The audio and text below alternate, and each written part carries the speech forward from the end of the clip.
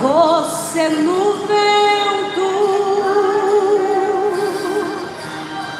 essa luta vai passar, Ele hoje vai cessar todo sofrimento.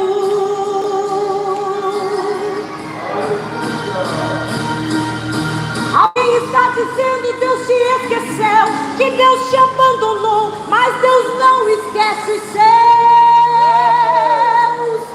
Não, esta luta vai passar, ao teu lado Deus está, Ele não te deixa só.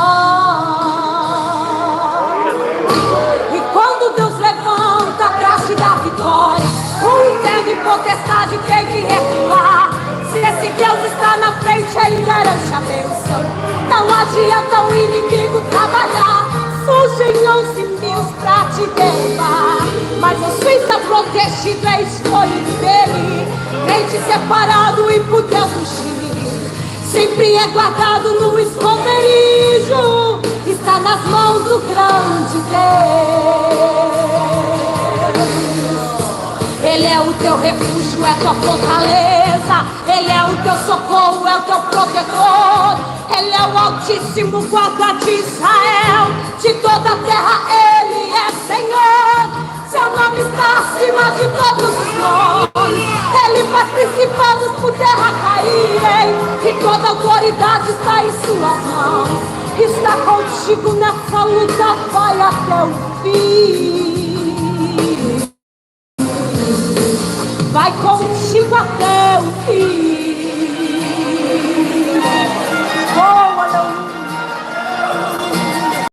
Quando Deus levanta pra te dar vitória, o inferno e potestade tem que recuar. Se esse Deus está na frente, Ele garante a bênção.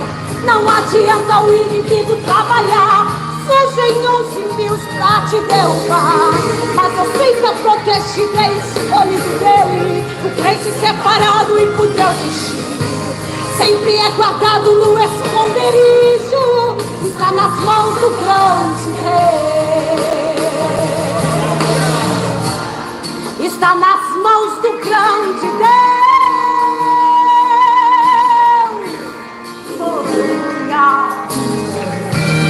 E se o inimigo se levantar contra ti, Deus te diz assim: se passares pelas águas, elas não te afogarão, e se passares pelo fogo, Ele não te queimará. Quebra o arco e corta a lança, queima os caos do fogo, arquetai-vos, Ele é Deus, é tremendo, é o Todo-Poderoso. Quando Deus levanta pra te dar vitória, o inferno e potestade tem que recuar. Se esse Deus está na frente, Ele garante a bênção. Não adianta o inimigo trabalhar, tem 11.000 pra te derrubar, mas você está protegido, escolhido dele, o crente separado e por Deus ungido, sempre é guardado no esconderijo, está nas mãos do grande Deus.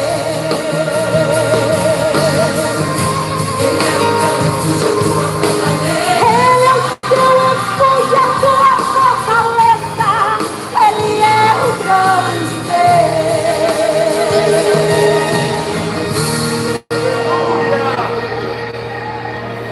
Glória.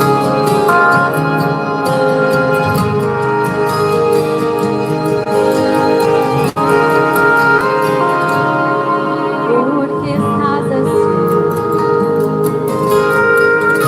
abaixo e comigo, já não fala mais. Cada dia que se passa mais distante, eu não vejo mais você me procurar, eu não vejo mais faz você se ajoelhar. Eu não vejo você comigo falar o que aconteceu. Faz tempo que a gente não conversa, faz tempo que você não se alegra. Faz muito tempo que eu quero te dizer como eu vou fazer. Eu vou te levantar e vou mostrar que sou na tua vida. Eu vou te modelar, será de um jeito que ninguém vai conhecer você. E ficarão de longe se perguntando, será que é ele? Você vai responder, eu estava já parando, Jesus me levantou. Caminha que Jesus te dá mais força, caminha que Jesus proveu o pão. E o barco pode estar balançando, mas Jesus está guiando a embarcação. Caminha que Jesus dá livramento, caminha que Ele mesmo sopra o vento. Está tirando os pedregulhos do caminho, só pra você passar. Então canta. Agora é aquele que é digno de todo louvor nessa noite. E a partir da tua adoração, o que Ele faz impossível lá dentro do teu lar, dentro da tua casa, em qualquer lugar. Eu vou te levantar e vou mostrar que sou na tua vida. Eu vou te modelar, será de um jeito que ninguém vai conhecer você. E ficarão de longe se perguntando, será que é ele?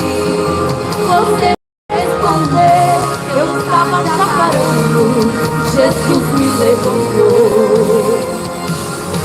Caminha que Jesus te dá mais força, caminha que Jesus proveu o pão.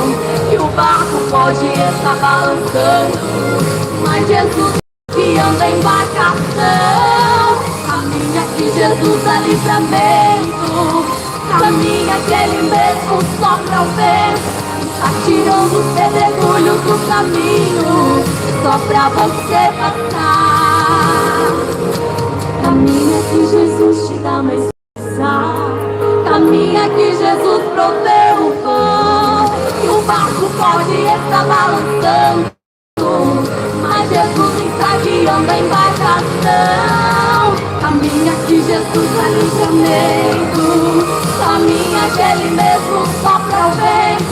Está tirando os pedregulhos do caminho, só pra você passar. Então canta, descansa e anda. Então canta, descansa e anda. Nada vai faltar, Jesus vai providenciar, vai providenciar.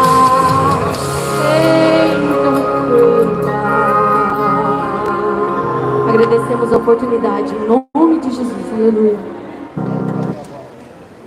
Prontinho. Tenta tua mão para cá, querida igreja. Querido Pai, nesse momento, Senhor, vamos ouvir o que Tu tem que falar com a tua igreja, Senhor.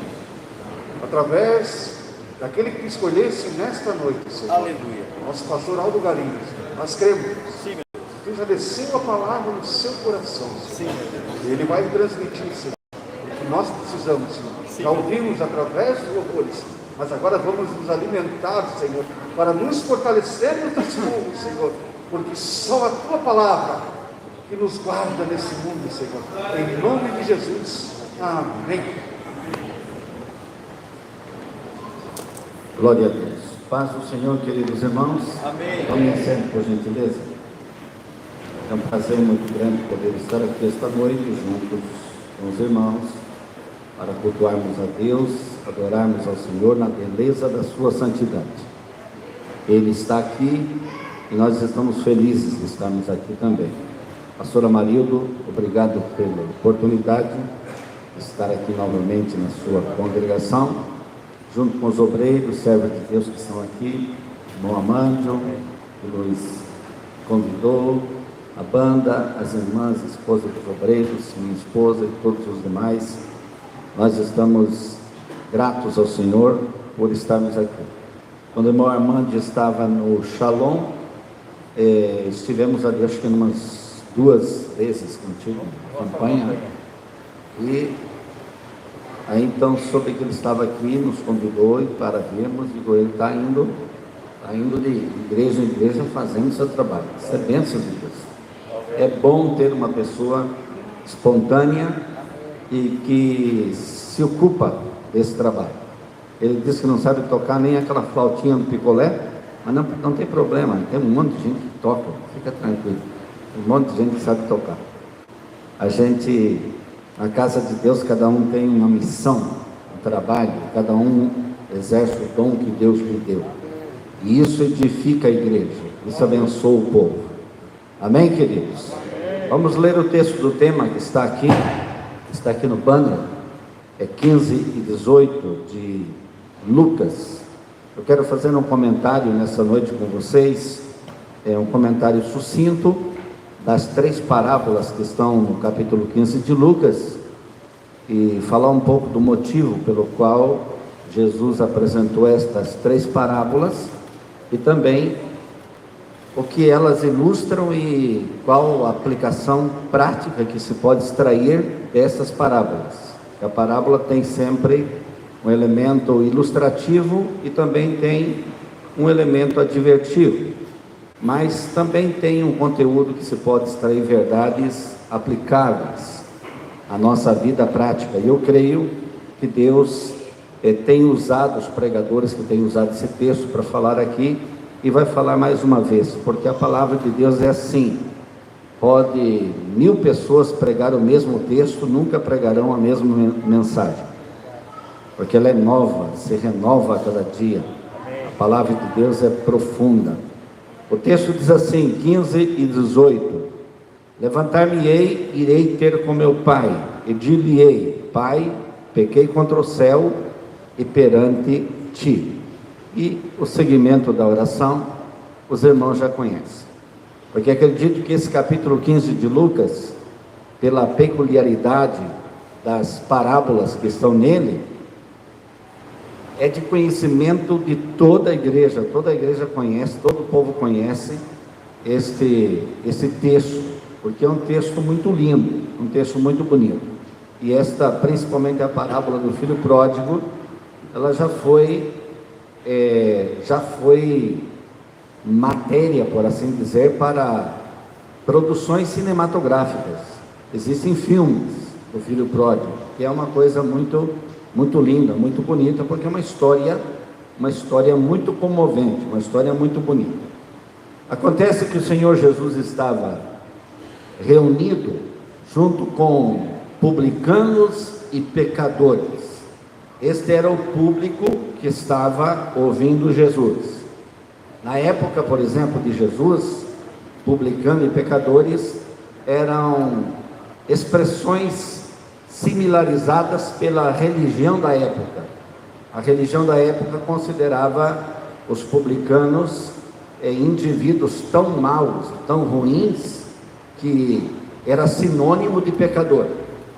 Porque publicano era aquele que era o funcionário público, que trabalhava para o Império Romano, e muito especialmente aqueles que eram cobradores de impostos. Então eles tinham uma aversão a esse tipo de gente, eles tinham um pé atrás com esse tipo de gente. Estar com um tipo de gente assim significava, por exemplo, não ter muito crédito da elite religiosa dos dias de Jesus.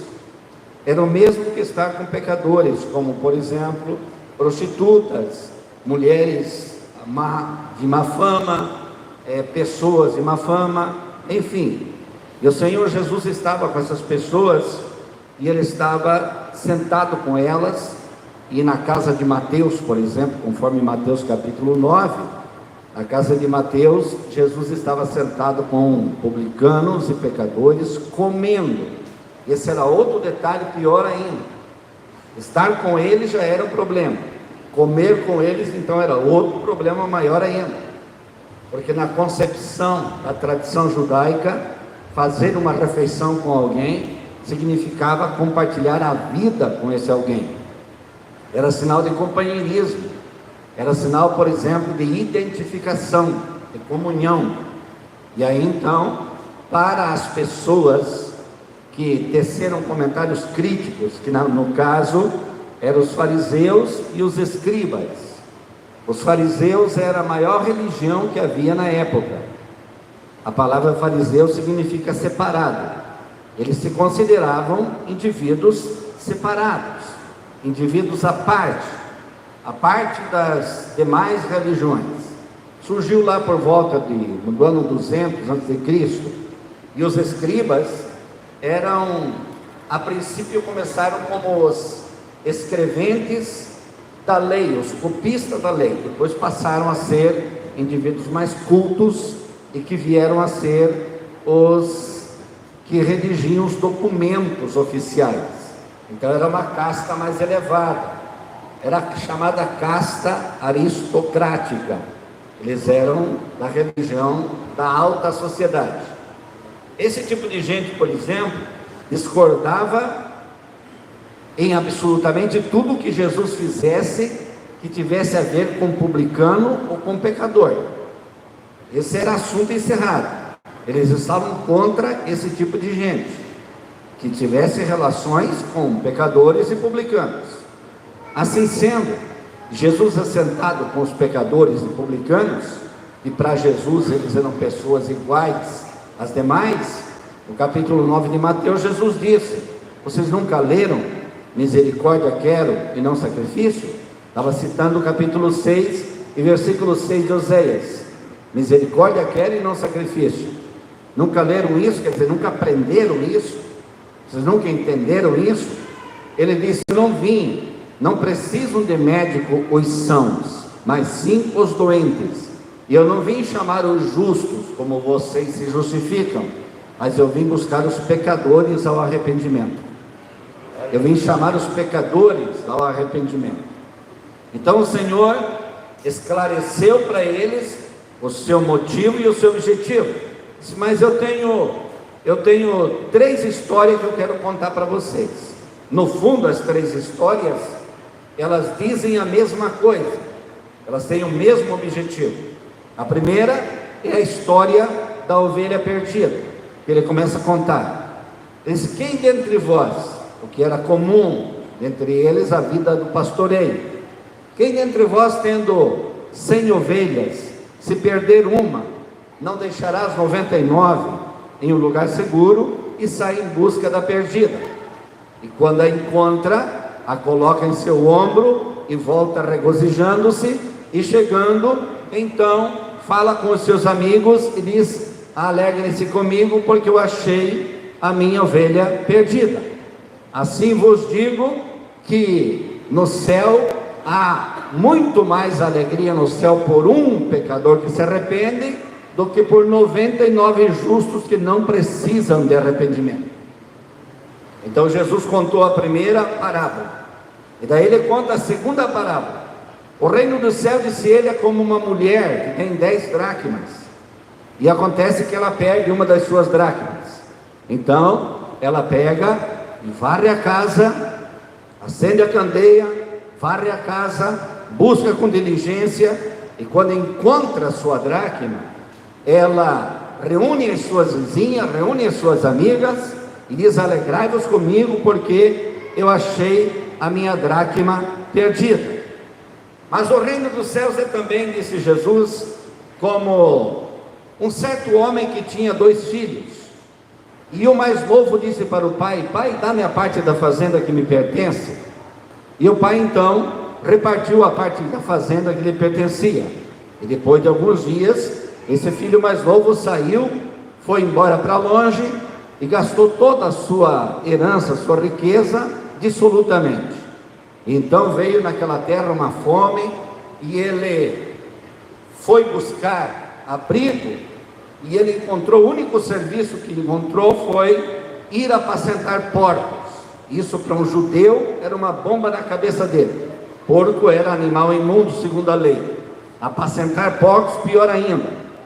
E ele desejava encher o seu estômago e ninguém lhe dava nada. Então ele comia das alfarrobas, as bolotas que eram dadas para os porcos. Ele comia dessas bolotas. E aí ele estava nesse estado, e um dia ele, caindo em si, ele disse: na casa do meu pai há muitos servos, trabalhadores, que têm comida, que têm pão em abundância, e eu aqui estou perecendo de fome. Levantar-me-ei e irei ter com meu pai. E dir-lhe-ei: pai, pequei contra o céu e pequei contra ti. Já não sou digno de ser chamado teu filho, mas faze-me como um dos teus jornaleiros. E o pai, ao ouvir isso, correu ao seu encontro, o abraçou e o beijou, e disse para os servos: trazei o melhor vestido, trazei um anel para colocar no dedo, trazei o sapato para colocar nos pés, matem o bezerro cevado, tragam os músicos, vamos fazer festa, porque este meu filho estava perdido e foi achado. E começaram a alegrar-se. Mas ele tinha um irmão que estava no campo trabalhando, que quando chegou e viu aquela festa tremenda, ele chamou um dos criados e disse: o que está acontecendo aí? Como que dizendo: nunca vi festa nessa casa, eu nunca vi alegria nessa casa, o que é isso? Música e tanta gente e tanta coisa. Aí o teu irmão, o teu pai está feliz porque recebeu ele são e salvo, e matou o bezerro cevado, e está essa festança toda. E ele disse: não entra aí. E aí o pai sai para fora e disse: meu filho, entra. E ele disse para o pai: pai, eu tenho te servido todos os dias da minha vida, e não tenho transgredido nenhum dos teus mandamentos. Eu estou só citando a parábola para vocês, sem explicar. E tu não me tens dado nenhum cabrito sequer para me alegrar com os meus amigos. E o pai então respondeu: meu filho, você está comigo, tudo que é meu é teu. Tudo que é meu é teu.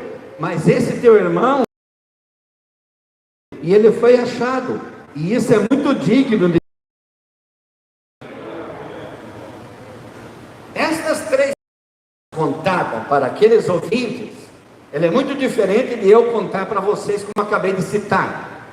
Pode ter certeza que quando Jesus chegou nesse ponto final aqui e terminou de contar a terceira parábola, ninguém disse amém como você disser, ninguém disse aleluia como você disser, porque o auditório de Jesus era ruim, ou gente ruim, era um auditório difícil, muito difícil. Os publicanos e os pecadores ficaram felizes da vida, mas só podiam sorrir, não podiam nem emitir som, senão os fariseus e os escribas pegavam eles depois, tinha que ficar quieto.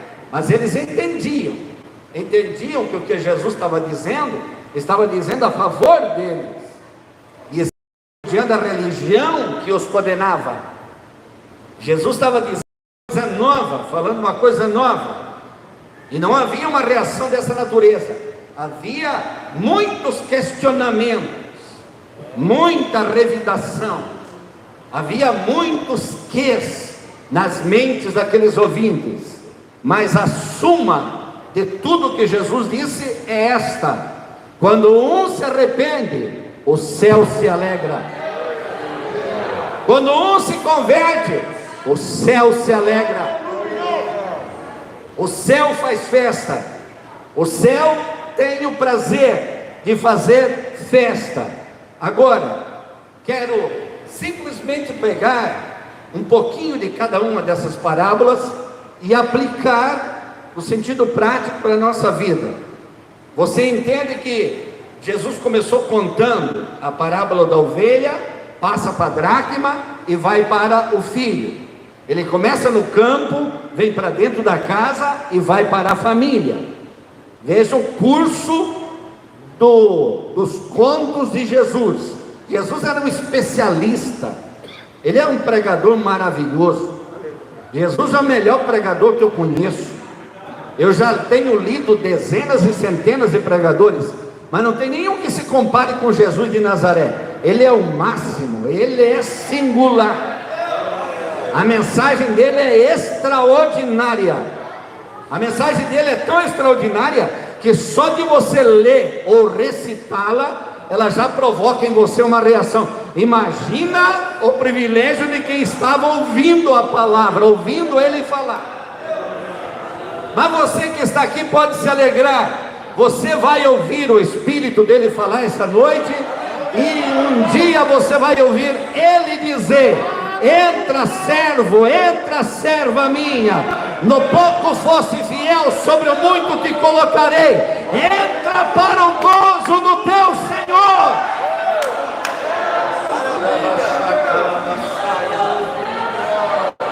Aleluia, aleluia, oh glória a Deus, oh glória a Deus. Essas 3 parábolas contam-se de 3 coisas perdidas e 3 coisas que foram recuperadas. Porque com Jesus é assim, irmão. Jesus é tão otimista que ele não deixa a sua mensagem na derrota, no ponto da derrota. Deus é assim. Deus não quer, por exemplo, que alguém pare na derrota. Você tem uma derrota de uma luta, mas tem que acreditar que não perdeu a batalha. Não, eu perdi essa luta, mas a batalha eu não perdi. Aí eu perdi essa luta, eu vou treinar melhor, vou me fortalecer melhor e vou vencer, e chego na batalha final com a vitória. É desse tipo de gente que Deus tem interesse. É desse jeito que Deus pensa de você. Ah, eu caí, ah, eu tropecei, ah, acho que estou rejeitado. Se você serve a Moloque por acaso? É a Astarote que você serve? É a deusa Diana, Star, Isis, Melcarte, Dioniso, sei lá eu o que? Não, você serve o Senhor Jeová dos exércitos de Israel, que não perde batalha e não aceita que seus filhos percam também. Não aceita. Ele não admite que os seus caiam e fiquem prostrados. Ele simplesmente chega e levanta. O profeta Isaías teve a ousadia de dizer, no final do capítulo 39, entrando para o capítulo 40 do seu livro, ele disse que Deus, ele esforça aquele que não tem ânimo, e ele dá força ao que não tem nenhum vigor. Eu fico imaginando, como é que pode Deus ter a capacidade de esforçar o que está desanimado e dar ânimo para aquele que não tem nada. Deus chega perto, olha você caído no chão e diz: levanta, levanta, põe-te em pé, respira, levanta. Olha o hino que foi cantado aqui nessa noite, das irmãs, da minha esposa que cantaram. Por que está chorando? Levanta, levanta, levanta, levanta, porque ainda há coisas a serem feitas. E o texto prossegue dizendo, Isaías profetiza dizendo, que ele multiplica as forças ao que não tem nenhum vigor. Só Deus pode multiplicar o que não é nada. Deus multiplica o zero, Deus multiplica o negativo, Ele multiplica aquilo que não tem nada. Mas eu não tenho nada, mas deixa que eu multiplico. Tenho poder para multiplicar o zero. Eu coloco bastante zero e fico como um na frente da 1.000, 10.000, 100.000, 1.000.000, e você vai levantar em nome de Jesus. Tem o texto de Isaías que diz assim: te tomo pela tua mão direita e te digo, não temas, porque eu sou o teu Deus. Eu te sustento com a destra da minha justiça. Se Deus te erguer com a mão, e você, quando Ele soltar, você cair de novo, eles não temam. Eu agora vou levantar e vou sustentar. Já que você não pode caminhar sozinho, deixa que eu sustento. Caminha aqui junto comigo, vem aqui, eu te seguro pela mão direita e eu te sustento, mas não consigo ficar em pé. Vai ficar em pé porque eu te sustento com a destra da minha justiça. Jesus é um pregador assim, Ele fala de coisas perdidas. Qual é a primeira coisa perdida na parábola da ovelha? Aplicando o assunto, o que é a ovelha? Ovelha é uma linguagem para falar de crente. Falar de crente. Tem alguns símbolos na Bíblia que você tem que entender um pouco para saber aplicar. Porque o crente é chamado na Bíblia de ovelha, leão e águia. Mas como que vai, um bicho desse vai comer o outro? Esse negócio não vai dar certo, não. Pois é, em relação ao teu irmão você tem que ser ovelha, em relação a Deus você tem que ser águia, em relação a Satanás você tem que ser leão. É aí. Mas você, o Satanás aparece e você fica como ovelha. Você está errado. Não, meu querido, você tem que ser ovelha para o teu irmão.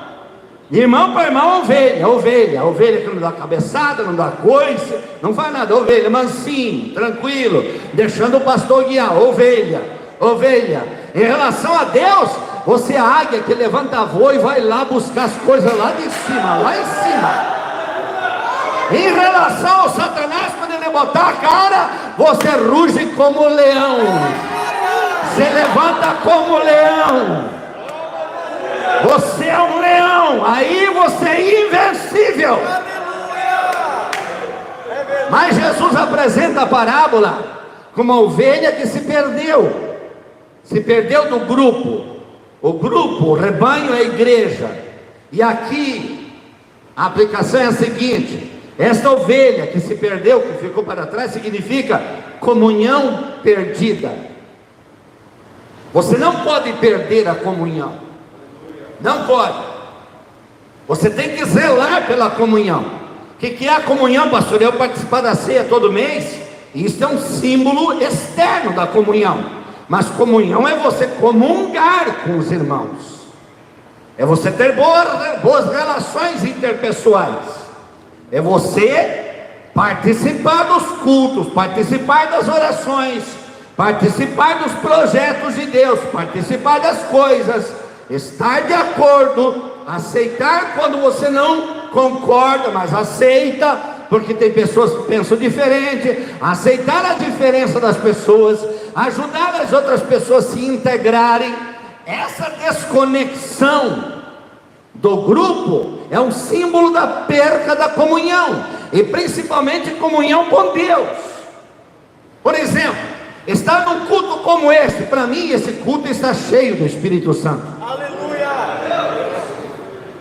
Está cheio.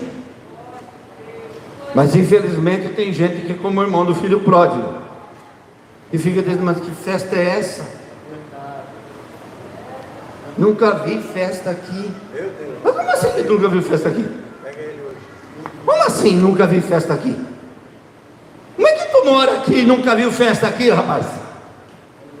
É claro que o pai estava triste porque o filho estava longe, mas a alegria do Senhor, ela sempre está na casa do Senhor. O culto hoje estava, como um irmão disse uma vez, o culto estava antipático. Eu olhei para ele e digo: antipático é tu, rapaz, tu é antipático. Que antipático. O sangue de Jesus tem poder. Culto é a coisa mais linda que tem. Culto é alegria, culto é gozo, culto é poder, culto é presença de Deus, irmão.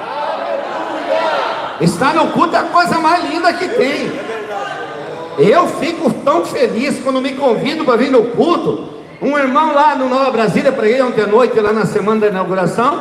Um irmão que dirige um local, um ponto de pregação, ele disse assim para mim: pastor, você vai pregar na nossa congregação lá, mas é pequenininha, pastor, é pouquinho. Eu fiquei olhando para ele assim, ele não me conhece. Ele não sabe que eu sou crente. Ele pensa que eu sou só pregador.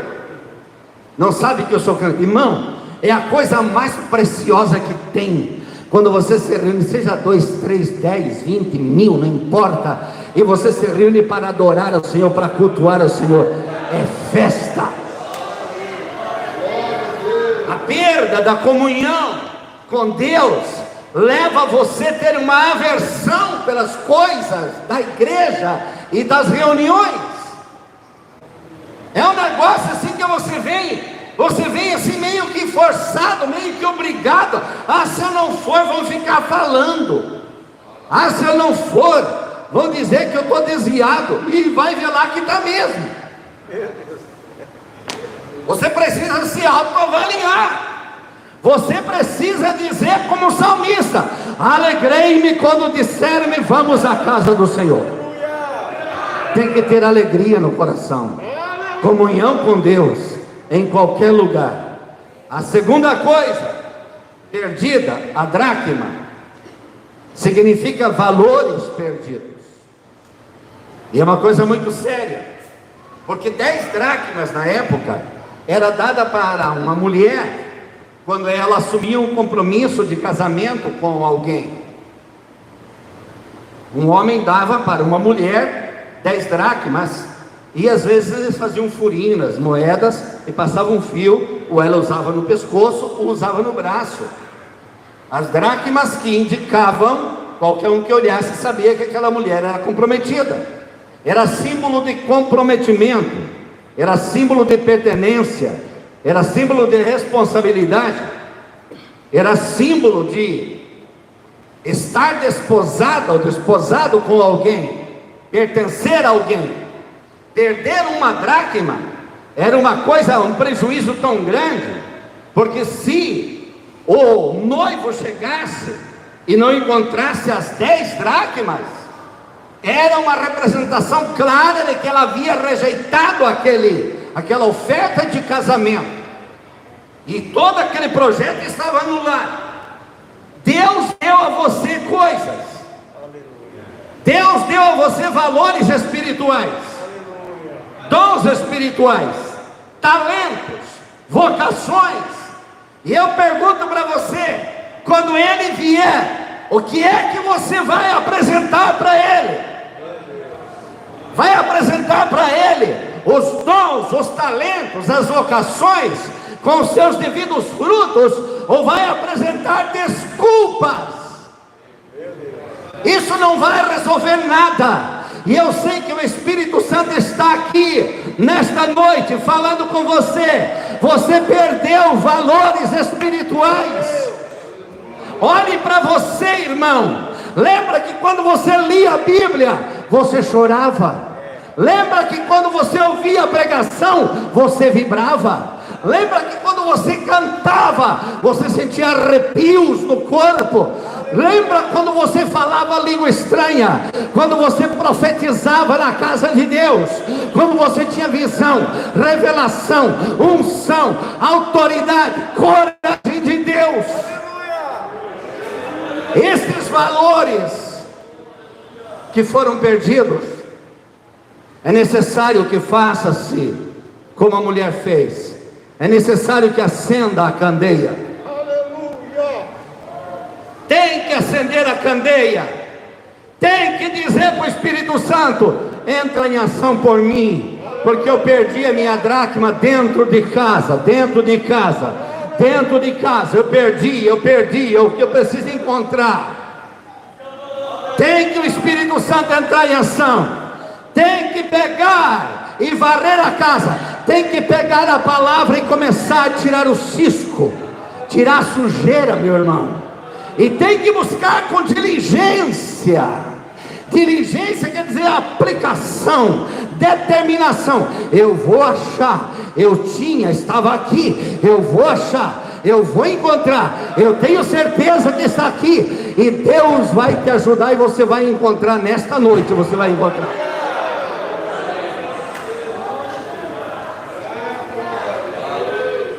Oh, aleluia.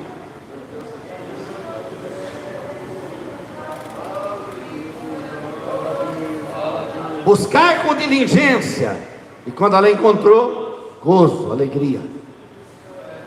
Tem tantos irmãos que vão ficar tão felizes quando ouvirem você falando língua estranha outra vez. Tem tanta gente que vai vibrar quando ouvir você profetizar de novo. Tem tanta gente que vai ficar tão feliz quando ouvir você dizer assim: olha, participei da vigília, participei da consagração no círculo de oração, estive com os irmãos, com as irmãs, no círculo de oração. O povo vai vibrar. Sempre tem alguém para se alegrar contigo, fica sabendo disso. O terceiro, filho,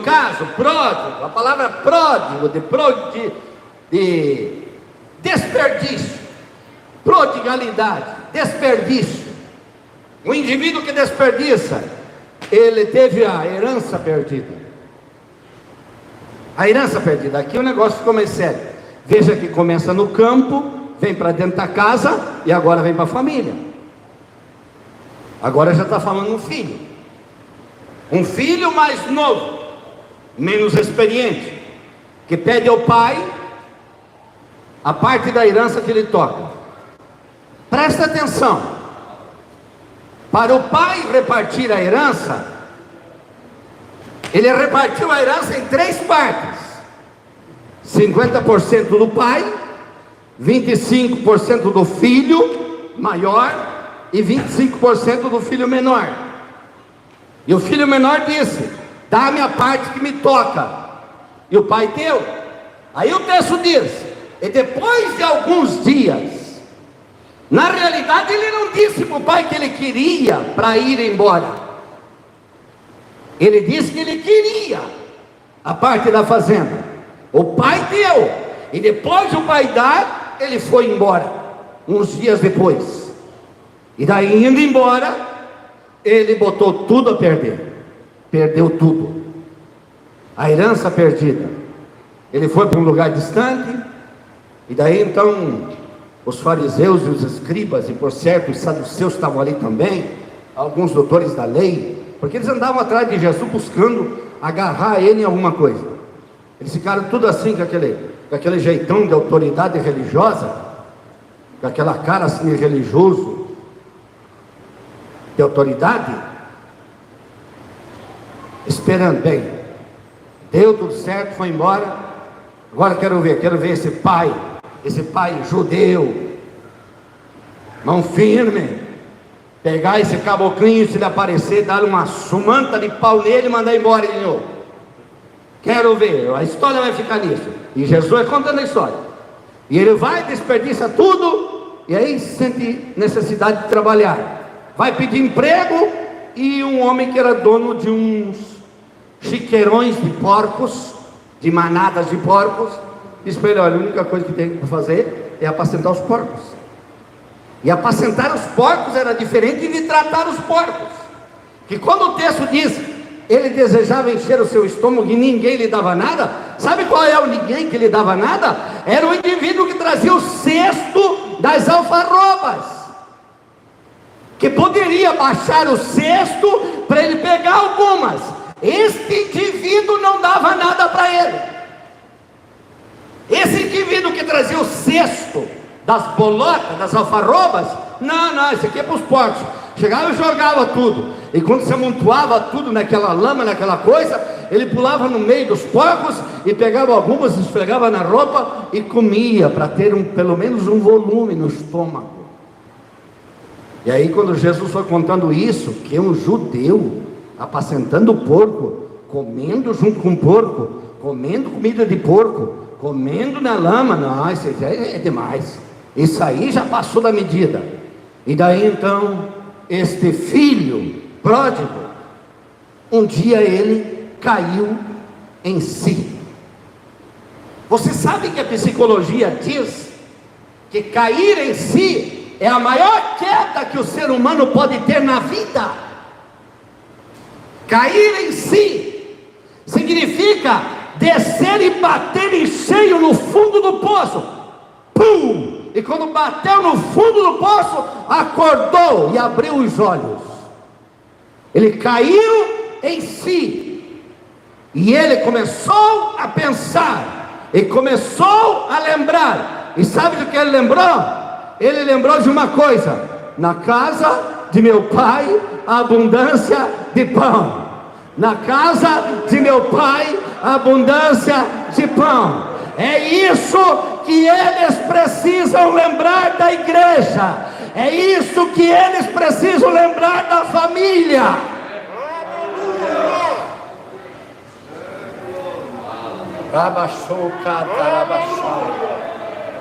Filhos que saem de casa e vão para o mundo, diz o que? Para aquela casa, nunca mais eu volto. Me batiam, me castigavam por causa da igreja. Até fazia ficar lendo a Bíblia de joelho como castigo de oração, uma hora de oração ajoelhado. Nunca mais eu volto para aquela casa. Agora, meu irmão, um filho que foi bem tratado, bem cuidado, bem apacentado, se ele for embora, ele vai lembrar que na casa do pai há abundância de pão. É para lá que eu vou voltar, é para lá que eu vou, é para lá que eu vou. E ele então levanta e diz: levantar-me-ei e irei ter com meu pai. E eu vou dizer para ele: eu pequei contra ti, eu pequei contra o céu, eu não sou digno de ser chamado teu filho. Mas o texto diz que o pai, ao ver de longe, o reconheceu. Sabe o que significa, na lógica da parábola? Que esse pai ficava sentado sempre na posição do caminho que ele saiu, olhando para ver ele voltar pelo caminho que ele saiu. O pai sempre estava ali olhando. Na tradição judaica, e era o que os escribas e fariseus esperavam, o pai ficava dentro de casa, na sala interior, o filho vinha e gritava lá fora, os servos cercavam a entrada para ele não entrar, e o filho se ajoelhava 7 vezes, pedindo perdão, e se o pai se comovesse, se ele se comovesse, o pai mandava então que os servos pegassem ele e levassem, vamos dizer assim, da casa grande para a senzala, levassem ele para lá, leva para lá. E havia casos que o pai era tão ferrenho que mandava matar o filho, e os escribas e fariseus esperavam. Jamais um pai se levantava da sala interior para ir ao encontro de um pródigo que botou tudo a perder. E de repente Jesus diz assim: e o pai, vendo-o de longe, se levantou e saiu correndo ao seu encontro. Aí disse: não, aí tu está provocando nós, aí tu está querendo mesmo. E foi correndo e chegou perto dele. Agora eu vou parafrasear e dizer: e olhou aquele imundo. Quando saiu de casa era bonito, cheiroso, limpo, e agora está desgrenhado, fedendo a porco, com roupa suja, todo rasgado, todo esfarrapado, imundo. E o pai chega e dá-lhe um beijo no rosto. Quando eles ouviram Jesus dizer isso, deu um beijo no rosto, não pode ser. Não pode ser. Não pode ser que dê um beijo no rosto, porque o beijo no rosto significava aceitação, inclusão, recepção, reatar os laços, receber de novo, aceitar na mesma posição de filho. O beijo no rosto significava dizer: tudo que você fez está apagado, não existe mais, não fala nada, não diga nada, porque você está sendo recebido pelo pai e você vai entrar na casa novamente. E aí o pai manda trazer o melhor vestido, e manda trazer um anel para colocar no dedo, sapato nos pés, e o bezerro cevado. Sabe o que era o bezerro cevado? O pai mantinha um boizinho, sempre gordo na medida de ser abatido, para o dia que o filho voltasse. Já pensou em um Deus assim, que fica esperando o dia que você volta? Já pensou que coisa maravilhosa? Ele fica esperando o dia que você volta. Tem gente que pensa que Deus é tão irado e fica esperando o dia que você pisa fora da linha para ele te matar. Não, esse aqui que Jesus está falando, fica esperando o dia que você volta para ele fazer uma festa. E aí começa a festa. E aí então tem o segundo e último filho.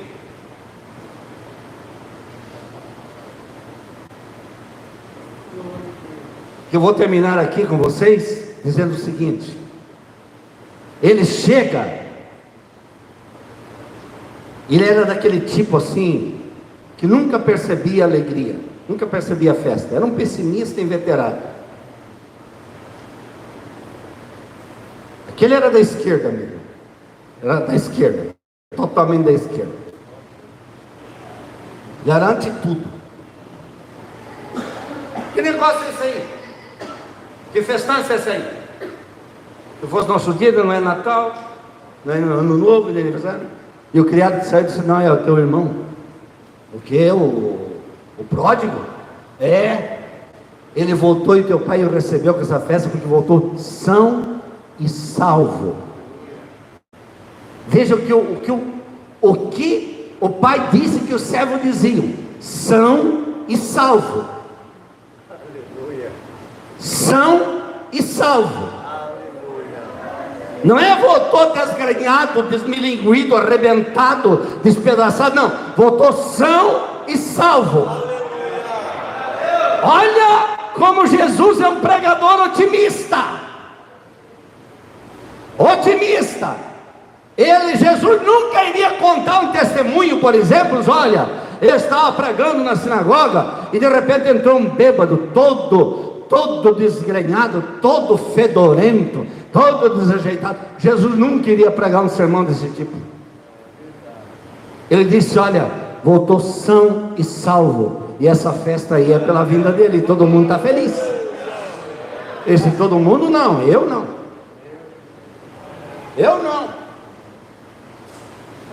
Porque tem gente que Deus pode fazer de tudo, mas Deus pode fazer de tudo, e para ele não está bom. Pode fazer de tudo, e para ele não está bom. E aí então o servo entra e diz para o pai: o senhor, o seu filho que chegou do campo está lá fora e não quer entrar. E o pai sai lá para fora falar com ele. E tu sabe que os fariseus, os escribas diziam: esse garoto sim é da nossa religião. Esse garoto aí, esse segundo aí, isso aí é da nossa religião, esse é da nossa turma. Eu pergunto para você: de que turma tu é, meu irmão?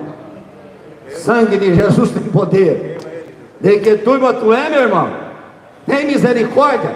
Você é da turma que está na festa com Jesus, ou é da turma que está do lado de fora tecendo crítica, criticando? Critica tudo, critica a organização, critica a liturgia, critica hino, critica pregador, critica cantor, critica pastor, critica tudo.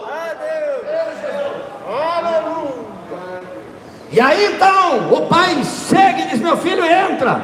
Esse não. Esse teu filho, ele disse, esse teu filho. Nem disse meu irmão, é teu filho. Botou a perder toda a tua herança. Esse teu filho gastou, disse ele, com as prostitutas. Como é que ele sabia? Parece que ele andou por lá também. Pode falar, senhor.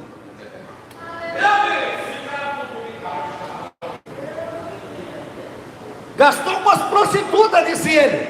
Parece que ele andou por lá também, porque ele sabia. E aí agora volta aí, tu recebe. E eu que te sirvo há tanto tempo, não transgredi nenhum dos seus mandamentos. Olha a autojustificação, cara de fariseu, mas na tampa. Nunca transgredi um mandamento teu, e tu não me deu nenhum cabrito. Irmão, quando tem bezerro cevado, quem que vai pensar em bode fedorento, irmão? O sangue de Jesus tem poder. O que é isso? O que é isso? Tem bezerro cevado que está brilhando, coisa mais linda, e o cara fica pensando em cabrito fedorento que faz xixi na barba, um miserável imundo que, olha, se você pegar no pelo e na carne, ninguém come a carne do bicho. É um cabrito, mas que cabrito, meu irmão? Fica pensando em cabrito. Pensa em coisa maior, pensa em coisa melhor. E eu quero dizer para você uma palavra do Espírito Santo agora. Pior do que desperdiçar uma herança é não reconhecer que a possui. Meu Deus. Porque o filho pródigo desperdiçou, e o outro não acreditava que tinha. E o pai disse: filho, o que é meu é teu. Como que dizendo, tu não pegou porque não quis. O que é meu é teu. E é aqui que eu quero terminar com você. Fique de pé. É isso que Deus diz para você essa noite. O que é meu é teu. E no que é que você está pensando? Ah, eu estou pensando em cabrito. Que cabrito, rapaz? Que cabrito? Sangue de Jesus tem poder. Irmã Carmen, canta mais um hino. Vem cantar mais um hino. Aleluia. O irmão Amândio disse para mim que eu podia. O irmão Amândio disse para mim: olha, casa é tua, pode fazer tudo, mas não mexe em nada. Então, mas eu vou mexer na liturgia. Pode ser. Canta para Jesus mais um hino. Enquanto você vai sair do teu lugar, quem sabe hoje é a tua noite de você achar alguma coisa que perdeu. Aleluia, Que tal você achar o que você perdeu? Glória a Deus. O que você pensou que perdeu? Aleluia. Tá pronto? Pode cantar. Quero adorar José Cristo. Aleluia. Glória a Quero convidar as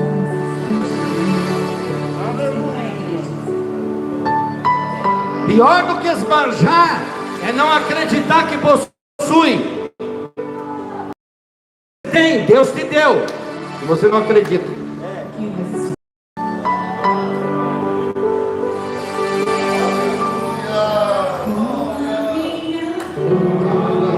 Sai, vem à frente. Vem, eu quero orar por você. Vem, vem, eu quero orar por você. Enquanto a irmã Carmen canta, você vai saindo do seu lugar. Vem, dá um passinho mais à frente, os irmãos, por gentileza. Tem bastante gente vindo no corredor. Isso, venha. Pior do que esbanjar e não acreditar que possui. Não fica do lado de fora. Em nome de Jesus, não fica. Entra para a festa, meu irmão. Entra para a festa, minha irmã. Entra para a festa. Vem para o lado de dentro. O Pai está chamando. O Pai está chamando para vir para o lado de dentro. E Ele está aqui esta noite. Pois sem ti não posso. Glória. Eu quero Derramar meu braço aos teus pés. Eu quero te adorar, porque sei que Deus tu és. Aleluia.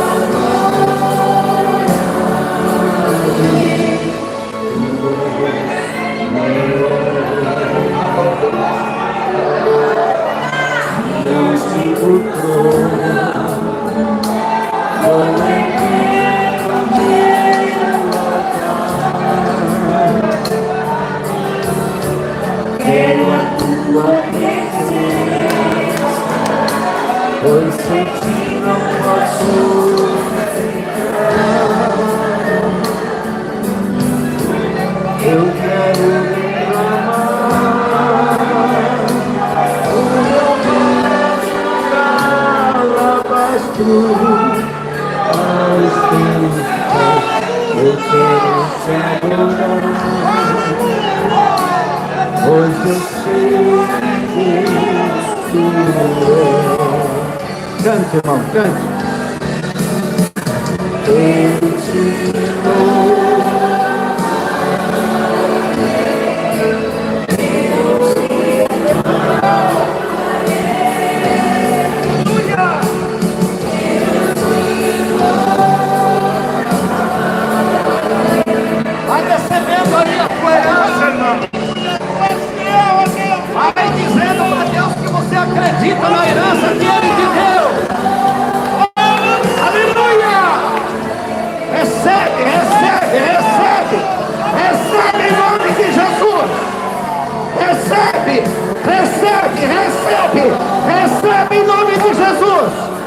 Essa herança é tua.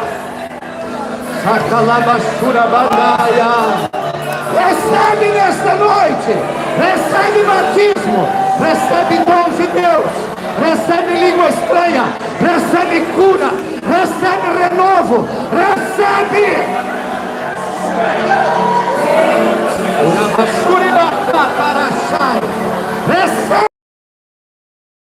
Herança tua, é herança tua, pertence a ti, é teu, é teu, é teu, é teu, é teu, Deus te deu, é teu, é teu, é teu.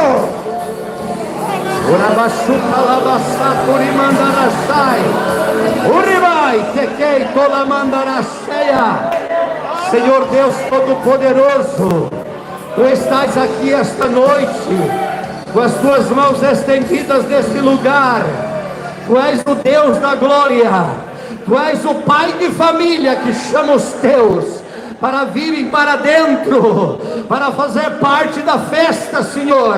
E nós oramos a Ti agora, Pai, em nome de Jesus Cristo.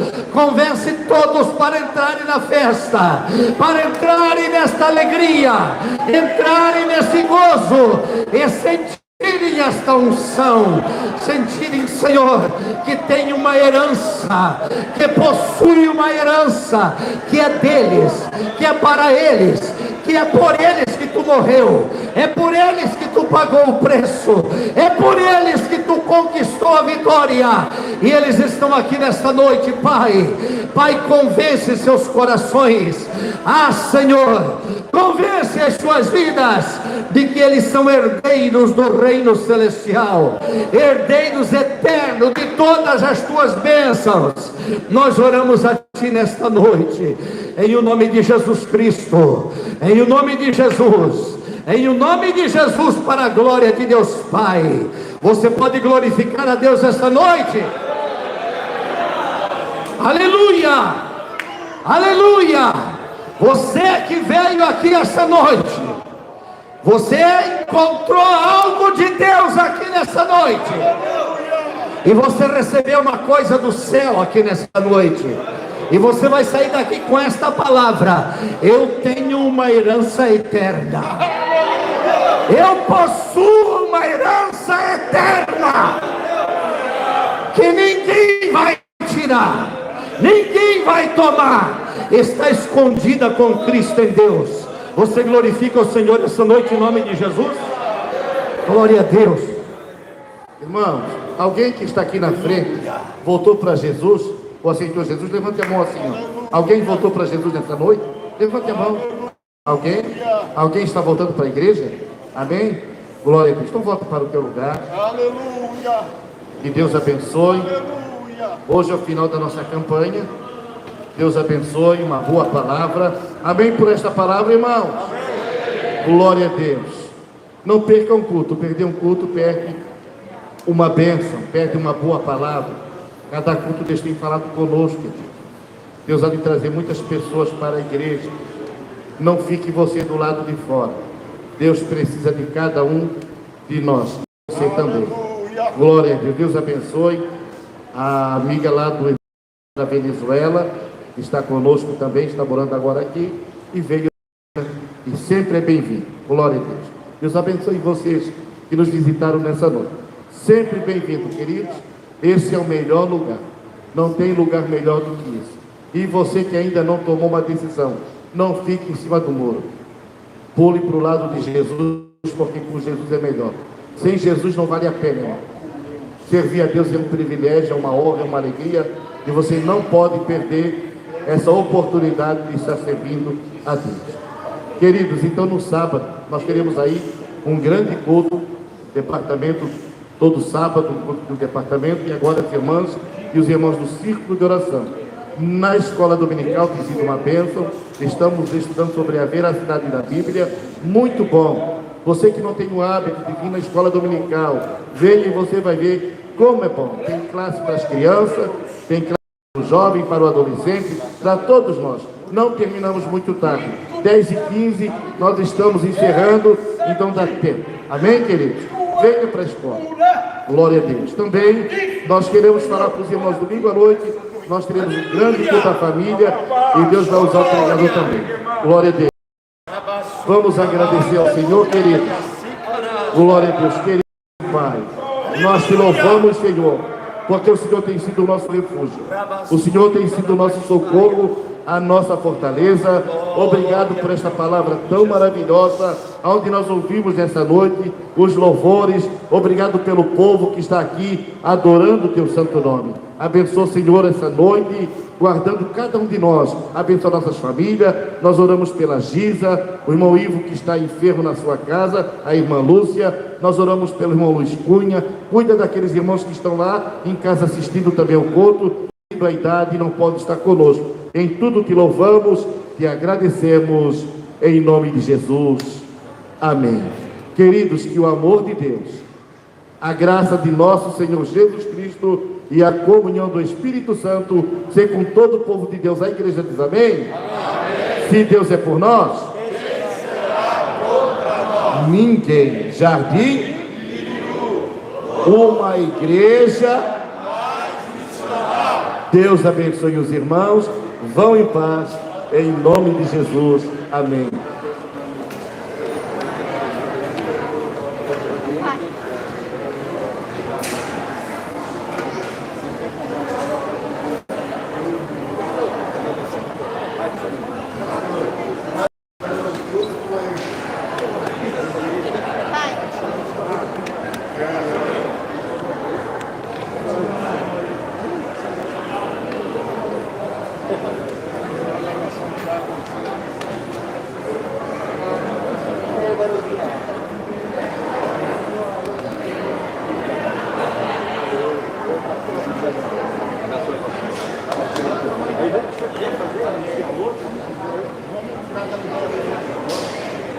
Deus abençoe, viu?